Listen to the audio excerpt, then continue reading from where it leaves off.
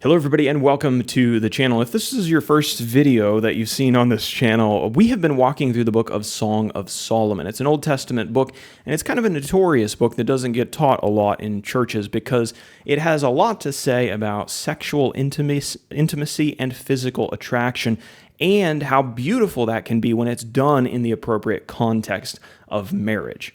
Now, this has brought up a lot of discussion about, well, those very things, and some people get really uncomfortable about that. And as I've been teaching this, I can hear in the back of my mind a complaint that I've heard a number of times in person, and that is, well, Christian teachers, the church, preachers, ministers, elders, they don't need to be talking about these things. Some people will say, this isn't the church's place. This topic is not appropriate for the church to talk about. I don't want to go to my church and have conversations about sexual intimacy. That's not what I'm there for. I'm there to, worship God and to learn about other, more church-appropriate topics, less taboo topics. And so really the church doesn't need to be talking about these things. And really, I think this is an expression of being uncomfortable. They're uncomfortable with it, and so they say, let's just leave this out. And they tell the church that they need to leave it out as well. And I want to ask the question, should the church talk about sex, sexual ethics? Should we be educating our people on these things, Christians on these things? Should these be a topic of discussion in, of course, age-appropriate classes? And I want to touch on specifically, should we be talking about these things with young adults? Again, people that are of age who have become aware of sexual attraction and what that is all about. Should the church be talking and educating young adults on these particular issues? And would it be appropriate, say, to have a class that was, monitored and well watched over by perhaps parents or elders or something like that? Would it be appropriate to have a class like that in a church for young adults to teach them how to do sex right?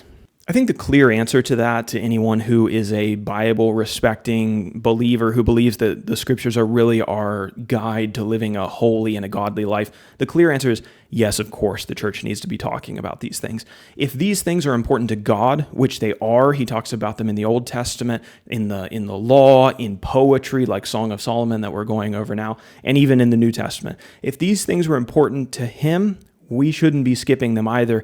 And the leaders of churches have a responsibility to teach the full counsel of God, everything that's in the scriptures to believers. You wouldn't think a whole lot of elders who skipped over, what it looked like to worship God appropriately, or what it looked like to live ethically with your neighbors, not to steal, not to lie. It's like, we'll just skip that stuff. You wouldn't really respect those elders, would you? Why? Because those are important things to living the Christian life. Well, so is sex. It's a big part of our lives for most people. And so elders are responsible to teach their people the way that God wants that to look. And I know a lot of people will say, well, that's something that parents need to do at home. Yeah, I agree. The unfortunate thing is it's not always being done at home. And so the responsibility then falls upon the church and those who oversee it to make sure that that kind of stuff is taught. So if nothing else, they can stand before God and say, I taught everything that you wanted us to teach, even the difficult things. I mean, here's one thing that's really obvious. The devil is trying really hard to paint a picture of what the beautiful sexual life looks like. Right? The problem is it's contrary to everything that God is teaching us. He is trying to trick us into believing that his version of sexual ethics is the best, when really it's going to lead us to lives of misery and loneliness and ultimately to eternal separation from God. And with this as such a hot topic in our culture, the church would be crazy if they did not present a counter message to what the devil was saying, if they weren't preaching very loudly the beauty of God's system over the devil's. And that doesn't just mean to say all the restrictions, to teach all the restrictions. Sometimes that happens in churches, right? Well, don't have sex before marriage. Don't lust. Don't commit adultery if you are in marriage. Don't do all these things. Here's all the things you can't do, and that's God's sexual ethics. If that's where our teaching on sexual ethics ends, we've really failed our people. If we've just told them all the things that they can't do, when Satan is telling them all the things that they can do. This is why books like Song of Solomon are so important, because it's not just the boundaries of God's laws on sexual ethics, but it's also the beauty of it. And Song of Solomon shows us the beauty, the superiority of God's system. And in this relationship that we see in Song of Solomon, the beautiful relationship between the two lovers adoring one another, being sexually attracted to one another, and fulfilling that sexual attraction and finding that satisfaction in marriage. It's like that is the beautiful picture that we need. And all the beautiful language and poetic language that's in Song of Solomon shows us and reveals to us that God's way really is a superior way. It's a more beautiful way. It's a more fulfilling way. It's a way to find a satisfying and a happy life with one person that your heart really loves. So churches, yes, they need to be preaching the boundaries, but also, and I think perhaps even to a greater degree, we need to be teaching a positive message about why love and sex in God's ethical system is superior in every way to what Satan is promoting, and how that's going to lead you into a fulfilling life, a happy life, a satisfied life. And then we come to the question of, should this be taught to young adults? We're talking, I don't know, 15 to 20, 25-year-olds, something like that. Age appropriate, obviously. Should this be taught to young adults? And is it the church's place to teach this? I think the answer is yes. In a well put together, well monitored setting, yes, it's absolutely the place. And I would argue absolutely the responsibility of the church to do this. Because again, not all young people are being educated about this at home and having the necessary conversations that they need to have with their parents, because their parents aren't discipling them into Christianity the way that they need to be. And I mean, what greater period of sexual challenge is there than those years between 15 and 25? Not only because of hormones and the development of our bodies, also the beauty of our bodies during those periods of our lives, and also the fact that most of us during those periods aren't married, and so there's all kinds of sexual variety and options out there. And let's be honest, when we're younger, a lot of times our convictions are less formed, and so we're more willing to try things that maybe the devil puts in front of us. And perhaps we've not grown into our faith, where those convictions of God's superior system are really our own yet, and we're trying to figure that out for ourselves. So yes, if you're going to teach sexual ethics to anybody, I think the church absolutely needs to be teaching it to young people. As we finish this video today, I want to call out I think, significant hypocrisy that you sometimes see in people who protest the church talking about sexual ethics with high school students or college students. Sometimes these young adults, their parents will come to the church leaders and after hearing that they're going to teach on these topics, and they say, this is inappropriate. I don't want people in the church talking to my high schooler or whatever about these topics. You just need to stay out of this. We'll deal with this at home. And they protest this, and then they try to get it shut down. Again, probably because it makes them uncomfortable. Sometimes they'll even be so bold as to bring up references to church scandals that have happened in the past. Couple of things about this. Number one, there's a whole lot more sexual scandal that happens outside the church than in the church. The church is the vast minority of cases, so I think that's a completely moot point. But here's where I see a lot of the hypocrisy. A lot of these parents who will protest the church touching on these subjects are the same parents who have no problem giving their kid a smartphone when they're 13 years old and letting them have a TikTok account.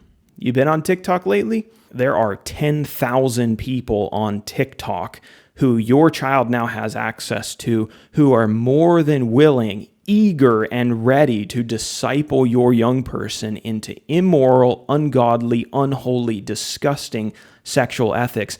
And you give your child full access to all of them, and those people full access to your child when you don't monitor what they're doing online. You give your 14-year-old a smartphone, they have access to all the pornographic material on the internet, and you think that their self-discipline is great enough to overcome all of that temptation. Unmonitored, unchecked, that doesn't bother you that temptation is out there, and that pornographic material is discipling their mind in a way that's going to lead them further and further away from God, right?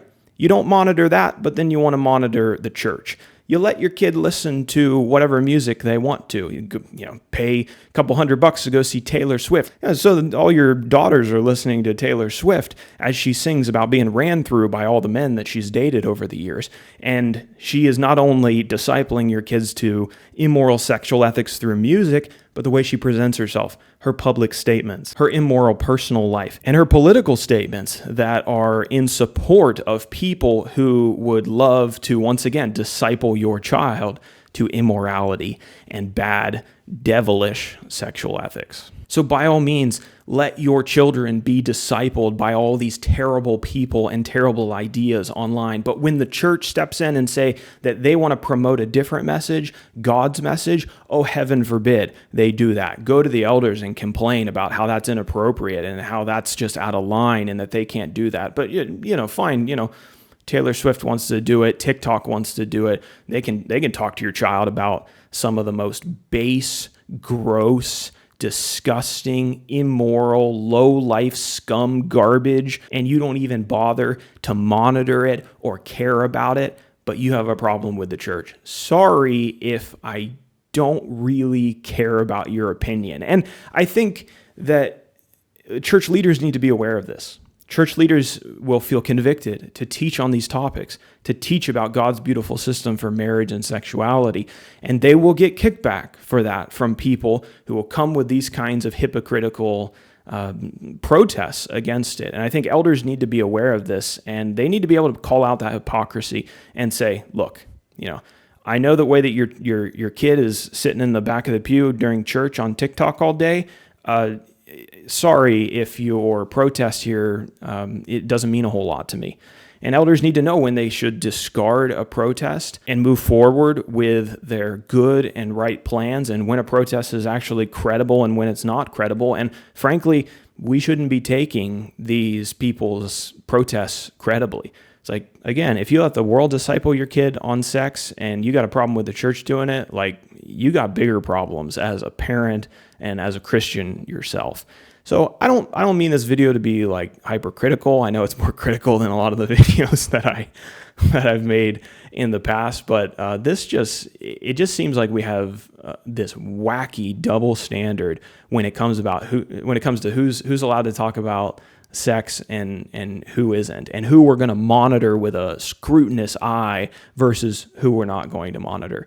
The church needs to be promoting the magnificence, the beauty, the superiority of God's system of sexual ethics.